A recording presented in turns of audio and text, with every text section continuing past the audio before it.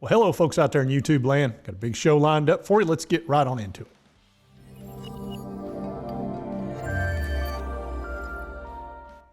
All right, let's pull up the screen here. AITX, I've had some requests to cover AITX, and let's get into an update on it. All right, I just got done watching a presentation with Steve Reinhardt's at the presentation in Vegas. And he brought up some interesting points. It used to be ducks used to be in charge of being guard dogs, and before it turned into dogs, and then people, and then machines.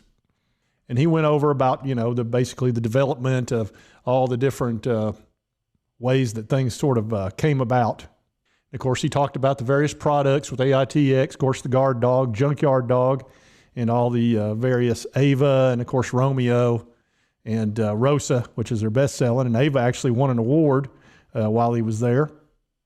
And then he covered all the things that autonomous can do with the better margins, better customer retention, the staff retention, and so on and so forth.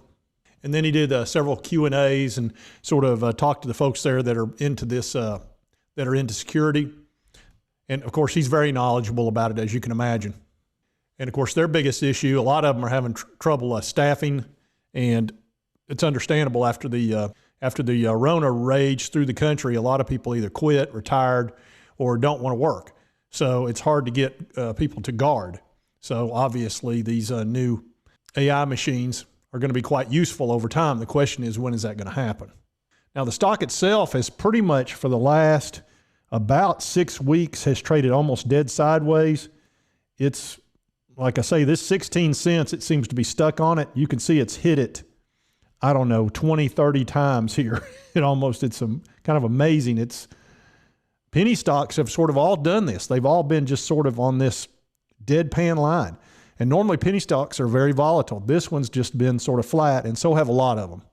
Now the big issue with AITX, we've been watching the dilution, outstanding shares, and it really hasn't moved.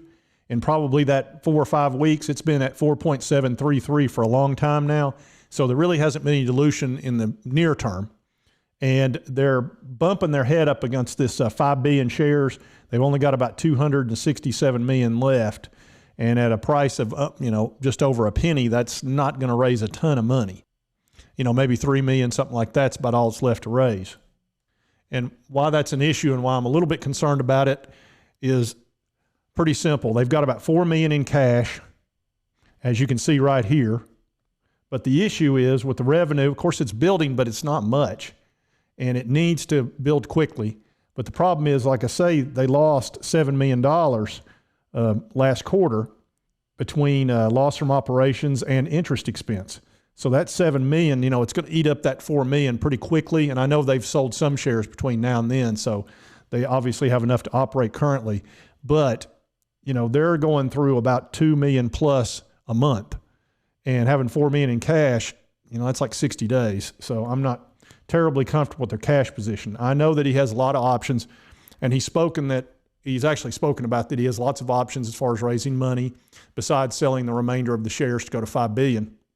And we know, he's talked about even doing something with crypto and alluded to it a couple of times. And I don't know if he's talking about doing a coin or something along those lines. I honestly don't know. But he sort of alluded to it on 2 separate occasions that I recall. And I've watched his updates. I watch all his weekly updates. So I always tell you folks what I'm doing.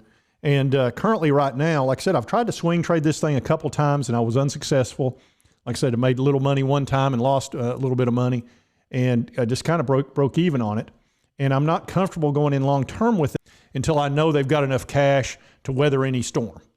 And right now they're in that high growth phase where you need a lot of money. And right now I need to know where that is going to come from. And I wouldn't mind swing trading it right now if I was a little bit more comfortable with their cash position and I started seeing a little bit more sales. And we may see some after this convention that he's at. We may see quite a bit from that. And that's what I'm hoping for. But right now I'm sort of in hold mode, and I'm just holding, waiting for the opportunity to buy this stock again. Now the shorts are actually kind of high on this. It's around 40%, which is a little surprising. It's kind of stuck around 40% for the last week or so, because the stock's just been stuck there. So they're not making any money. They're losing money having to pay interest on those shares they borrowed. So with that much volume there, you know, it's possible you could get a little short squeeze if they got good news. So that's what I'm sort of watching for in case they were to announce some good sales. I'd jump on it short term anyway. But for long term, I need to know what their answer is for handling the cash situation. All right, folks, and that's just a quick update on AITX. I've had several requests for it, and I wanted to come through with a little update. I'm just in a watch and see mode. I thought the lecture was pretty interesting. He went over a lot of information, sort of the history of security, and I found that fairly compelling, and he does a good job with that. And if you like this content, be sure to hit that like button. Lets me know to continue to cover AITX.